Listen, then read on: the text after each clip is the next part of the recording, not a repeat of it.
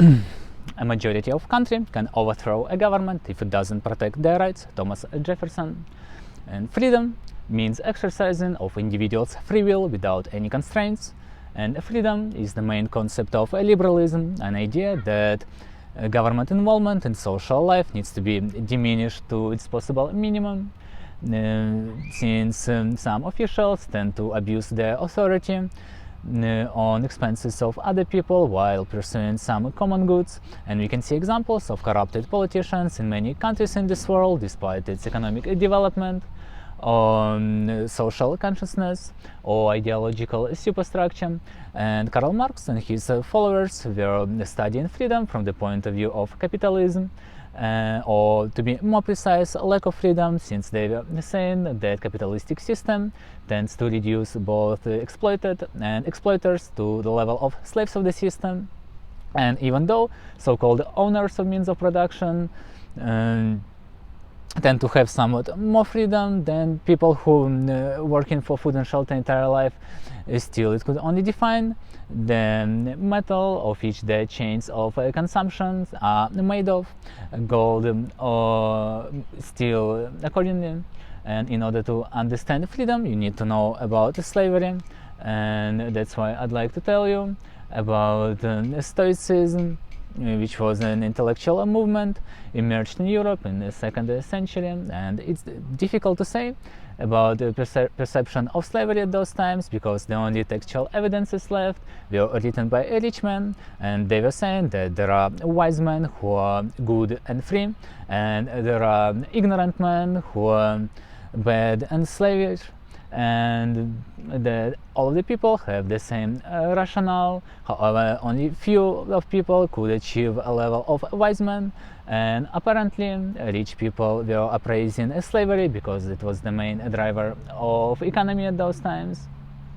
And however, among Stoics there were an ex-slave who was illiterate. His name was Epictetus, and he performed his view on the problem of slavery from his perspective. And in general, he was protecting slaves from excessive abuse. However, at the same time, he was standing for restricting laws against runaway slaves. And Epictetus was giving life hacks on how to be a slave.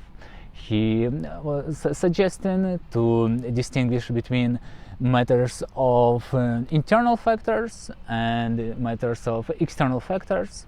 And internal factors were behavior, attitude, and impulses, and external factors were possessions, health, and social status. And Epictetus was saying that it doesn't make much sense to worry about external, since it's impossible to change them, especially in 2nd century. Or he was saying that it's irrational to worry about many things of external, of outside world, when it's much more rational to focus on just one thing, which is important, the most important, the most significant.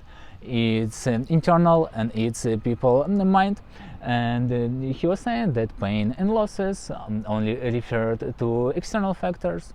And he was saying that since there is scarce of resources, people tend to start a competition for possession, which tends to result in plotting, scheming, stealing, and fighting. And he was also saying that the people who tend to pursue possessions tend to lose their self-worth and dignity. The only things, the only attributes inherent to actual, which can belong to people actually unlike possessions. And he was saying that people need to base their actions on reason and not emotion, since emotions also refer to external factors. And he was saying that slavery The concept was very irrational, since rich people were pursuing luxuries, which is external, which is irrational, and poor people were pursuing basic bodily comfort and avoidance of punishment, which is also external, which is also irrational. And Epictetus was given a metaphor of a bird which was locked in a cage, and then asked, "What's wrong with you in this cage?" And the bird responded, "My nature is freedom. I want to sin whenever I want." And you robbed all of that, and now you're asking what's wrong with me.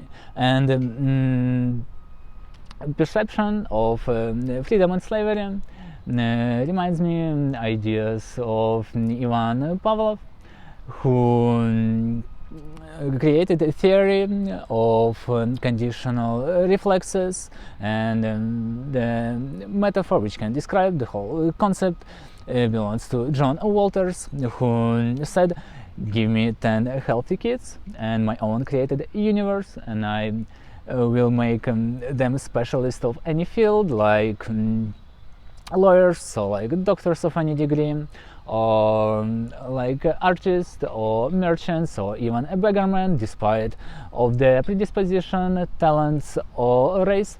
And Ivan Pavlov was convinced that there is no such a thing as individuality, since everything from the speech to words to behavior to emotional responses have previous external stimulus which formed those responses. And how he realized that, he was making tests on his dogs, and he found out that some sequence of events, like buzzing a sound or appearance of light, can affect dogs' conditional response, like salivating on some particular external stimulus like food. And those patterns had following characteristics, like acquisition, which means the process of learning conditional response, or extinction, which means the process of unlearning conditional response, and spontaneous response, which means that conditional response returns temporarily after a while, after it didn't show any signs.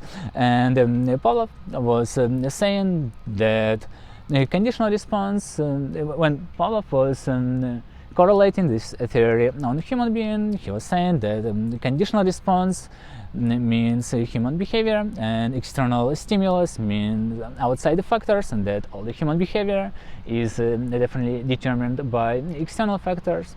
And saying about testing on animals, which I'm against of, I would like to tell you about testing on human also, and give you an example of a research made by Finnish scientist Antti Valoisvirta,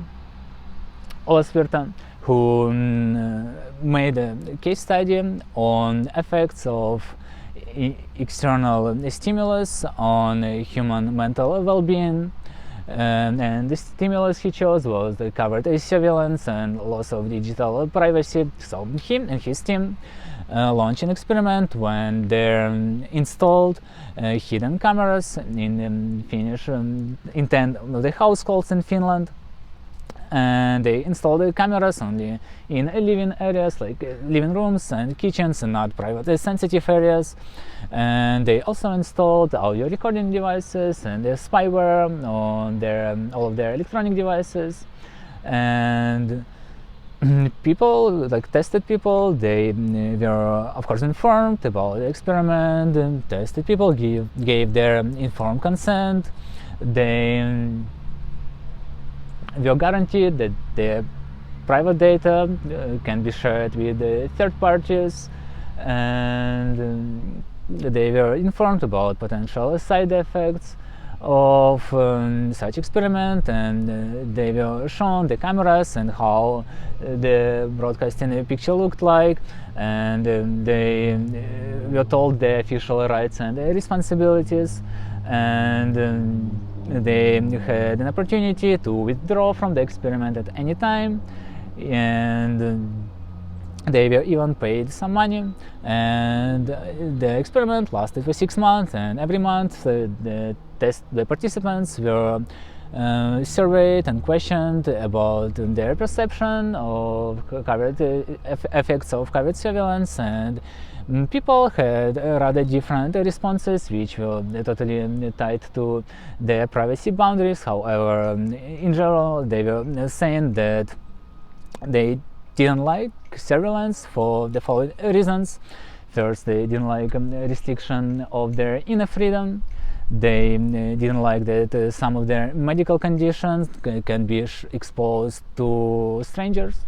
They didn't like that they were getting paranoid about surveillance in the house and outside. They didn't like to constrain their actions or emotions, knowing that they've been recorded. They didn't like this oppression of seriousness of surveillance. They didn't like to tell other people about surveillance, and they, in general, they had like the following perception of such a system, that it reminded them some sort of a reality show, which like cheap commercial drama, which like some sort of terrible media tended to expose the slander and make it even worse.